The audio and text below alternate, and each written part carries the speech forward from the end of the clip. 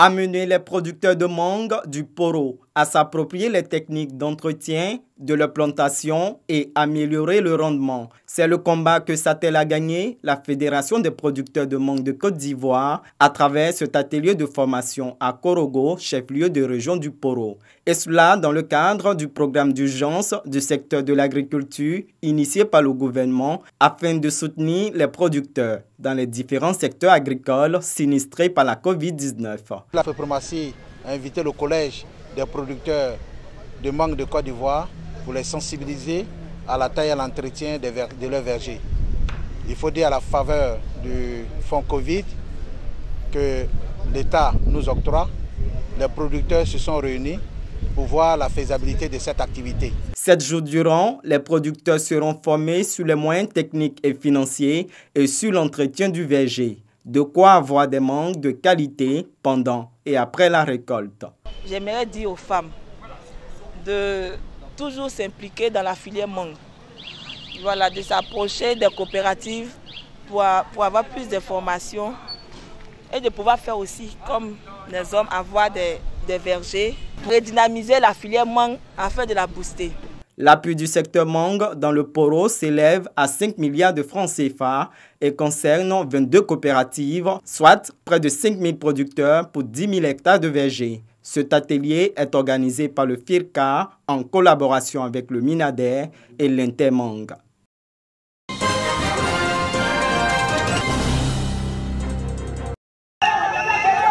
Les femmes de Dagadji, dans le département de San Pedro, ont raison d'exécuter des pas de danse. Un nouveau jour se lève sur le village, après 22 ans d'attente. Désormais, le village est connecté au réseau électrique national. Depuis 1998, et nous avons reçu les poteaux. Et aujourd'hui, Dieu fait grâce. Le président de la République nous a aidés pour nous enlever dans ces programmes-là. Nous le remercions. Avant Dagadji, le sous-préfet de Doba, Arvin Guessan, est allé mettre sous tension le village des Bignés. J'ai remercié le président de la République, le sous-préfet de Doba, le préfet de région de San Pedro, pour leur concours qui a permis à Bignés d'être électrifié aujourd'hui. C'est au total 5 villages sur 7 qui ont connu l'électrification en moins de 5 ans. Et l'électrification des autres villages est en cours. Je pense que d'ici la fin du mois d'octobre, tous les villages de la circonscription administrative de Doba connaîtront l'électricité. Le programme d'électrification des villages de plus de 500 âmes connaît depuis quelque temps un coup d'accélérateur. Plusieurs villages de la région de San Pedro sont déjà électrifiés ou en cours d'électrification.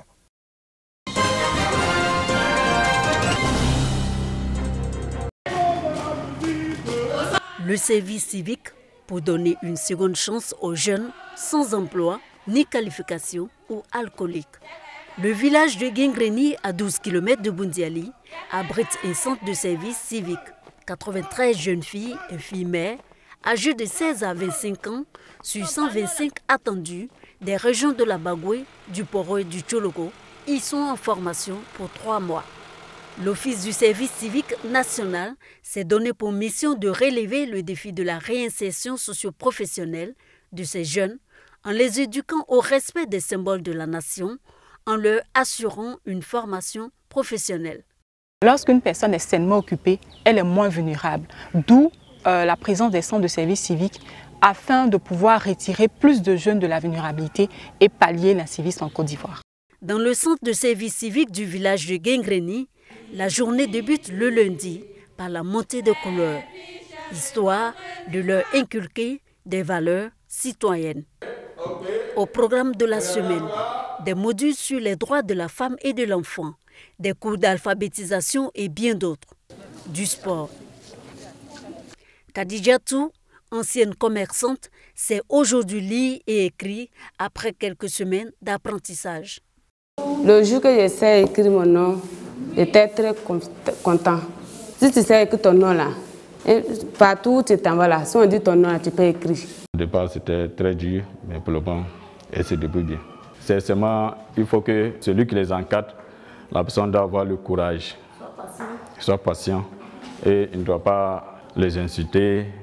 L'esthétique cosmétique, la cuisine et la pâtisserie font également partie de la formation de ces jeunes filles. À Abidjan, pour faire le cours d'esthétique, il faut avoir un diplôme, il faut avoir les moyens. Ça leur permet d'être indépendante, d'apprendre un métier. Je fais la coiffure, donc j'ai choisi l'esthétique pour pouvoir accompagner la coiffure. Non loin de l'atelier de pâtisserie, des pensionnaires échangent avec le docteur Calice Manglé. Le rendez-vous hebdomadaire avec ce chirurgien gynécologue est le moment de parler santé.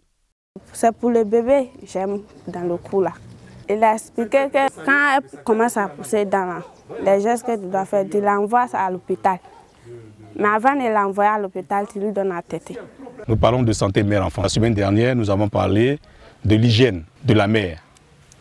Et aujourd'hui, nous parlons de la poussée dentaire chez le nourrisson. Comment reconnaître la poussée dentaire? Quels sont les gestes courants qu'il faut faire par la mère avant d'aller au centre de santé pour donner le maximum de chances à l'enfant de vivre cet épisode physiologique qui est très douloureux. Le centre civique de Guingreny compte 13 filles mères. Ici, tout est bien pensé pour qu'elles se consacrent à leur formation. Une crèche est mise à disposition pour prendre en charge les enfants. Elles sont venues avec leurs enfants, donc les enfants passent la journée à la crèche pendant que les mamans sont en formation. Ils prennent le goûter, le déjeuner et le goûter du soir. C'est l'après-midi, le soir à la descente que les mamans récupèrent les enfants. Pour le représentant du conseil régional de la Bagoué et le chef de village venu visiter le site, aux côtés de l'Office du service civique national, ce projet est une aubaine pour ces jeunes filles. La population doutait d'envoyer les jeunes filles. Mais actuellement là, les gens sont courants maintenant qu'il y a une bonne pratique qui fait ici. À terme, ce sont des filles qui vont travailler, qui vont avoir un emploi sur les secteurs où elles ont été formées. Nous demandons donc aux parents, nous demandons donc aux jeunes filles de s'intéresser à ce projet et de s'y engager sans hésiter. Le centre civique de Guingreny a été construit en 1956. Sur un site de 20 hectares, il est doté d'une infirmerie, d'un internat d'une capacité d'accueil de plus de 125 pensionnaires et d'un réfectoire. Il a bénéficié de plusieurs réhabilitations. Toutefois, il rencontre quelques difficultés. On a souvent besoin de carburant pour le groupe électrogène. On a l'infirmerie aussi qu'il faut garnir. Notre souhait, c'est que les autorités fassent un clin d'œil ici par rapport à l'électrification du centre. Le programme de service civique national bénéficie du soutien financier et technique de l'UNICEF et de l'Agence française de développement. Le centre civique du village de Guingreny est ouvert aussi bien aux jeunes filles qu'aux jeunes garçons. Le prochain recrutement se fera dans 2 mois. La Côte d'Ivoire compte à ce jour 4 centres de service civique. Sassandra, Abidjan, Bouaké et Boundiali. Depuis 2017, ce sont environ 1000 jeunes en situation de vulnérabilité qui ont été pris en charge par l'Office du service civique national sous la tutelle du secrétariat d'État chargé du service civique.